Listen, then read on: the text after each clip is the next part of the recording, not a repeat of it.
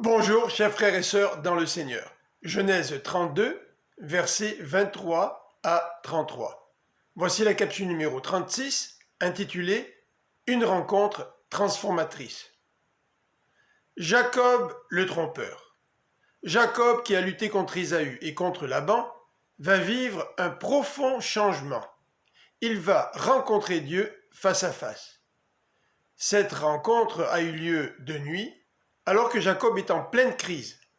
C'est souvent dans des contextes similaires que Dieu se révèle et nous change en profondeur. Cette rencontre transformatrice se fait au travers d'une lutte contre un homme mystérieux qu'Osée identifiera à un ange, voir Osée 12, verset 5. Le verset 29 de Genèse 32 précise qu'il a lutté contre Dieu lui-même. Jacob ne pouvait pas saisir Dieu, le manipuler, le contrôler, le vaincre. Au moment où il comprend cela, il ne veut plus que Dieu s'en aille. Il désire que Dieu le bénisse. Il ne lutte plus pour gagner, mais pour recevoir la bénédiction divine.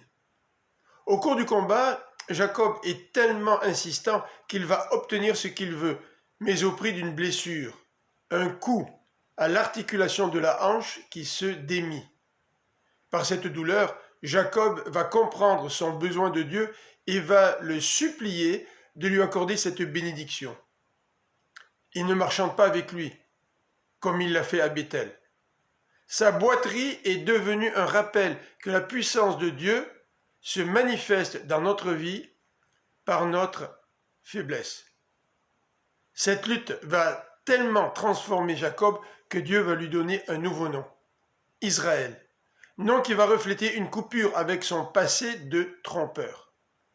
Dieu lui donne une nouvelle identité, celle d'un homme qui n'obtient plus ce qu'il désire par la tromperie, mais par l'humiliation, la faiblesse, la blessure. Nous aussi, nous pouvons devenir une nouvelle créature, devenir enfants de Dieu, non pas par nos propres forces ou par nos œuvres, mais par la repentance et l'humiliation. Je vous souhaite une bonne fin de journée, que le Seigneur vous bénisse. À bientôt!